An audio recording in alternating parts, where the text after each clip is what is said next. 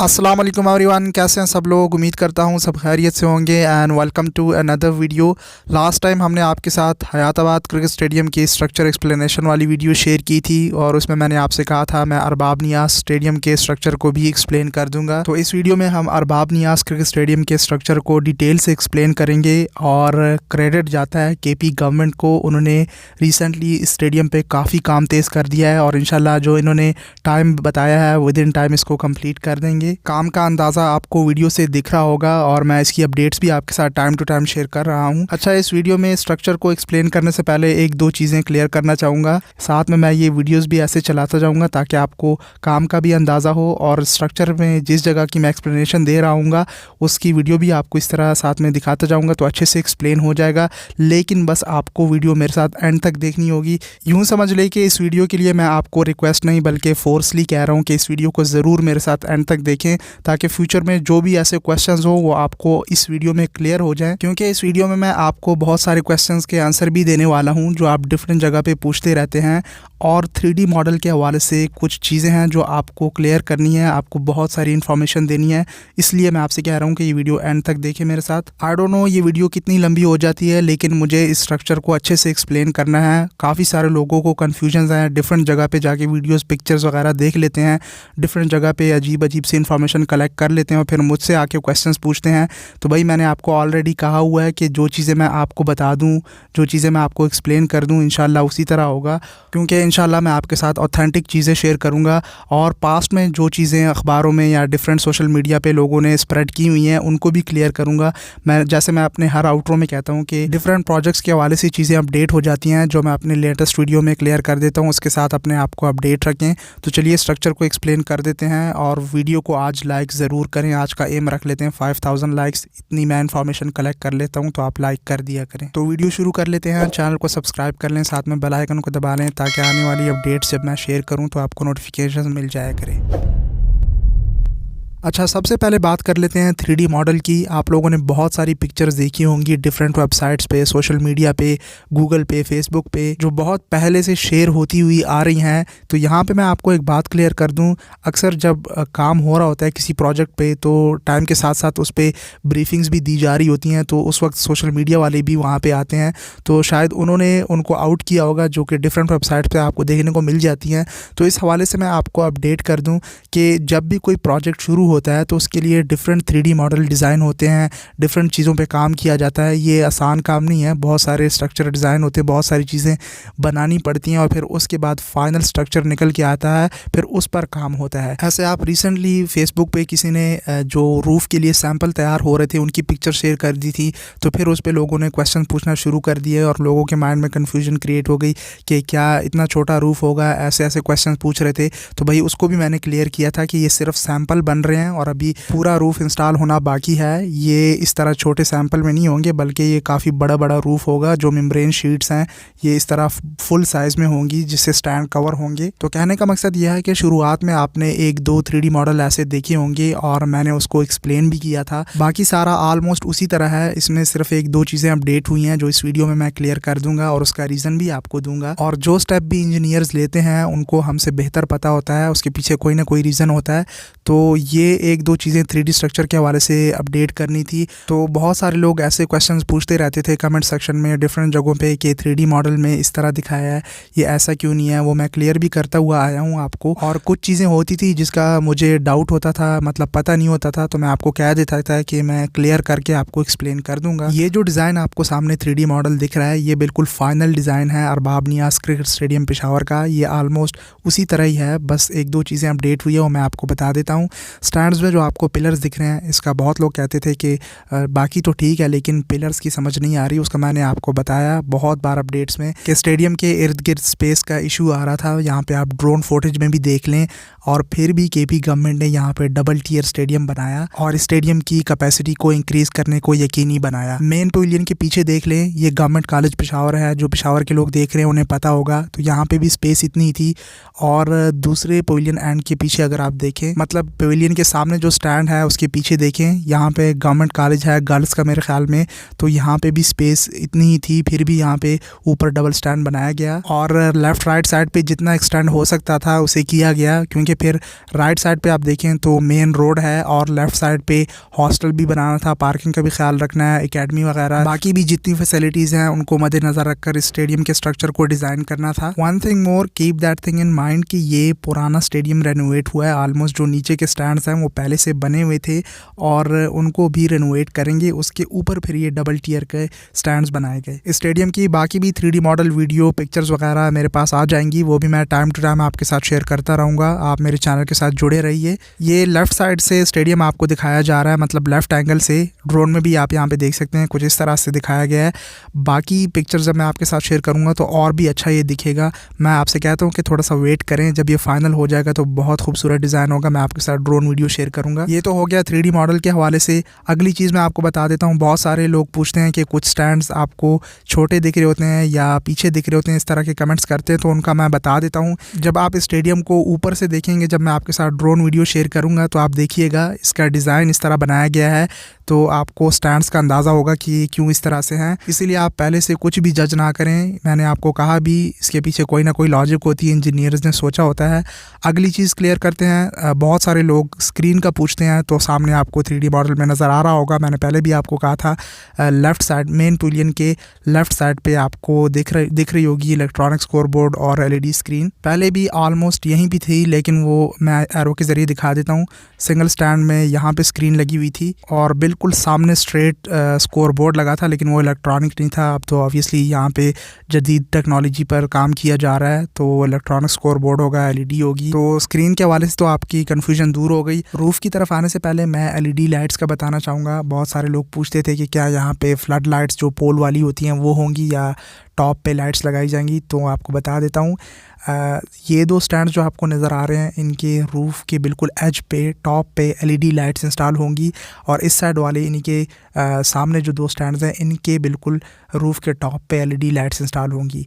जो ICC के कानून के मुताबिक ग्राउंड के लिए जितनी लाइट रिक्वायर्ड होती है उनको मद्देनज़र रखते हुए इनके टॉप पे लाइट्स लगाई जाएंगी, जिन्हें रिंग ऑफ फायर भी आप कह सकते हैं, जो कि दुबई क्रिकेट स्टेडियम में भी आपको देखने को मिलेंगी, लेकिन वो 360 हुआ करती हैं। यहाँ पे इन दो बड़े स्टैंड्स में ऊपर टॉप पे LED लाइट्स होंगी, फ्लड लाइट्स नहीं होंगी। जो जदीद ज़माने में मोटेरा क्रिकेट स्टेडियम में आप देख लें या दुबई स्टेडियम में देख लें, तो उस तरह यहाँ पे भी LED लाइट्स का इस्तेमाल किया जाएगा। ये पाकिस्तान का वाहिद स्टेडियम होगा जहाँ पे LED लाइट्स का इस्तेमाल किया जाएगा। पाकिस्तान के किसी भी स्टेडियम में LED लाइट्स नहीं है, बल्कि फ्लड लाइट्स का इस्तेमाल किया जाता है।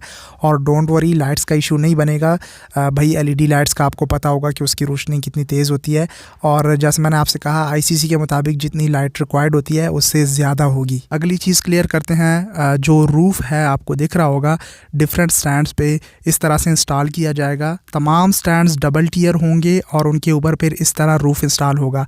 आपको मैं जूम करके दिखाता हूँ कुछ चीज़ें, तो आपको समझ आएगी। वीडियो में भी दिखा देता हूँ कि ये ढांचा किस लिए होता था, जो मैं आपको बताता था। बड़े सिंपल अल्फाज में मैं आपको समझाने की कोशिश करता हूँ। तो ये तमाम तर रूफ़ जो है स्टैंड्स के टॉप पे जो कॉलम्स आपको दिख रहे हैं उनके ऊपर ये ढांचा इस तरह से लगेगा और बीच में मेम्ब्रेन शीट इस तरह से इंस्टॉल होगी। इसको टेंसाइल शीट भी कहा जाता है, और कमेंट सेक्शन में एक इंजीनियर ने बताया था कि टफलॉन रूफ़ इसे कहते हैं, लेकिन आई थिंक वो कराची में इंस्टॉल है। इसका मैंने पूछा था, ये टेंसाइल शीट है। तो रूफ़ का भी आपको क्लियर हो गया है। अगली चीज़ हम स्टेयर्स का क्लियर कर देते हैं। मैं जूम करके भी आपको दिखाता जाऊँगा ताकि आपको क्लियर होता जाए कि स्टेयर्स किस तरह से हर एक गेट से ऊपर वाले स्टेयर की तरफ आई हुई हैं। तो मैंने आपसे कहा था कि स्टेडियम में कुल 5 गेट्स हैं और एक VIP गेट आप कह लें, जो इमरजेंसी सेक्शन होगा मेन पैविलियन के राइट साइड पे, वहाँ से भी एंट्रेंस होगी।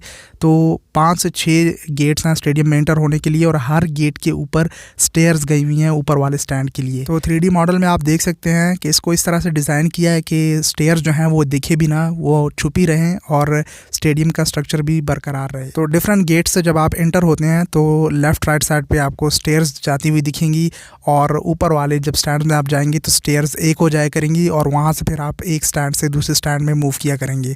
जिस स्टैंड का आप टिकट बाय करेंगे उसी गेट से आपको एंटर होना होगा। और इन तमाम तर स्टैंड्स को हमारे लेजेंड क्रिकेटर्स के नामों से मंसूब किया जाएगा। पहले भी जब यहाँ पे सिंगल स्टैंड था तो यूनुस खान स्टैंड, उमर गुल स्टैंड, इस तरह इनके नाम रखे हुए थे। ऑब्वियसली पेशावर में है तो यहाँ से जो प्लेयर्स निकल के जाते हैं अक्सर ऐसा किया जाता है, उनका नाम मंसूब किया जाता है। बट खैर वो बात की बातें हैं। फ़िलहाल स्ट्रक्चर के मुताबिक इंजीनियर्स अपने लिए ब्लॉक ए, ब्लॉक बी इस तरह से, या C1, C2, C3 इस तरह से नाम रखते हैं स्टैंड्स का। मैं उस तरफ नहीं जाऊँगा, उस पर इंजीनियर्स बेहतर समझते हैं।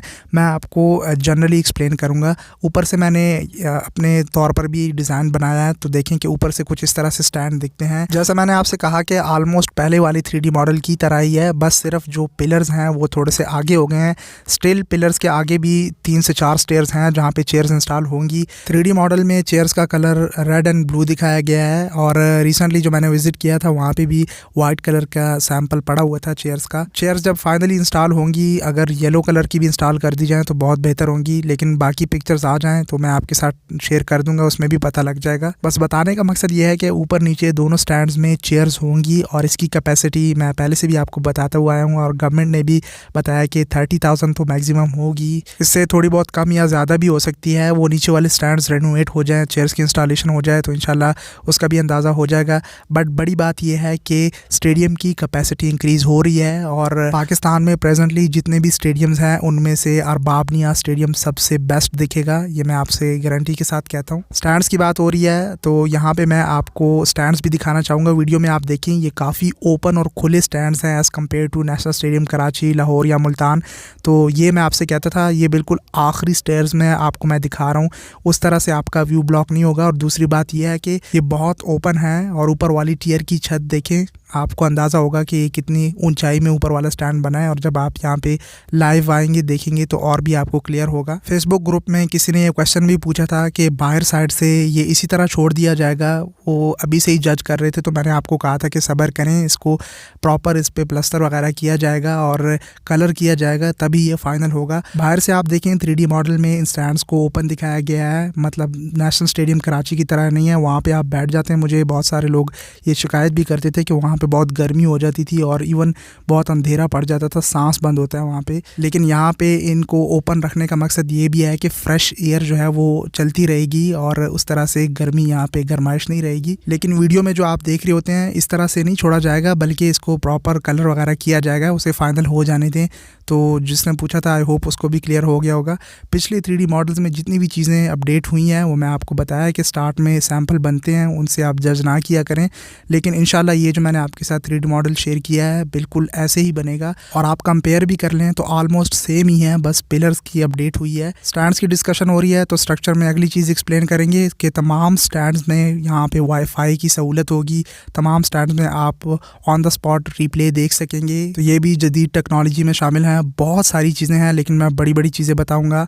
अगली चीज़ स्ट्रक्चर के हवाले से बताऊँ तो ग्राउंड के बीच में ही स्प्रिंकलिंग वाटर का सिस्टम होगा जिससे ग्रास को पानी दिया जा सकेगा, जैसा कि आप दुनिया के बड़े इंटरनेशनल क्रिकेट स्टेडियम्स में भी देख सकते हैं, MCG में, बाकी मोटेरा क्रिकेट स्टेडियम में।